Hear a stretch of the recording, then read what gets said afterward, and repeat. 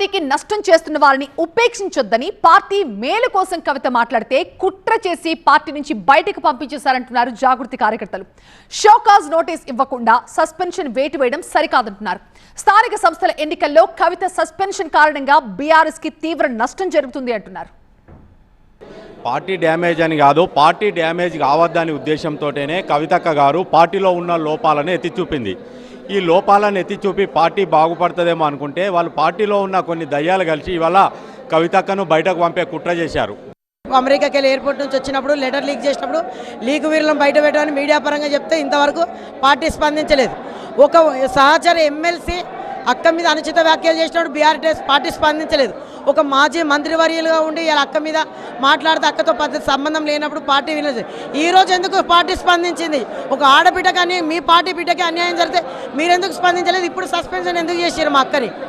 కవితక్క గారిని సస్పెండ్ చేయడం అనేది బీఆర్ఎస్ పార్టీకే తీవ్ర నష్టం జరుగుతుంది.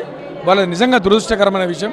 ఎందుకంటే వితౌట్ నోటీస్, ఎలాంటి షోకాజ్ నోటీస్ ఇవ్వకుండా ఆమెను సస్పెండ్ చేయడం అనేది చాలా తీరని నష్టం బీఆర్ఎస్ పార్టీకి జరుగుతుంది. సామాజిక తెలంగాణ అనేది రాలేదు అనేటటువంటి వాళ్ళ తండ్రి గారైనటువంటి కేసీఆర్ గారికి ఒక లెటర్ రాయడంతో ఆ లెటర్ బహిర్గతం ఎట్లా జరిగింది అనేది ఈ తంతు మూడు నెలల నుంచి జరుగుతున్నటువంటి తంతును ఒక జగదీశ్వర్ రెడ్డితో మాట్లాడించుకుంటూ మీరే కదా 15-20 రోజుల ముందు జగదీశ్వర్ రెడ్డితో ఇంటిచ్చి మాట్లాడించి కవితక్క ఏంది మేము లెక్కలు తీసుకుంటలేము, ఒక 50-60 సార్లు కలిసిండ్రు, పెద్దసారి పట్టించుకుంటలేడు అని చెప్పిన.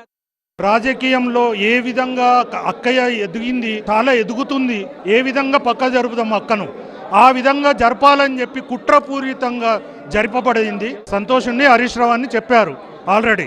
ఇంకా ముందు ఎలా ఉంటుంది అన్నది మేము చూపిస్తాము. ఇలాంటి సస్పెన్షన్ ఎవరికి లోటు అండి?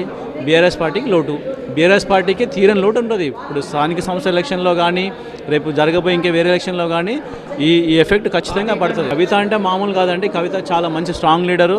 ఆమెకు స్టేట్ వైడ్ క్యాడర్ ఉందండి. స్టేట్ వైడ్ లీడర్స్ ఉన్నారు ఆమెకు. ఆమె చెప్తే వినేవాళ్ళు చాలామంది ఉన్నారండి.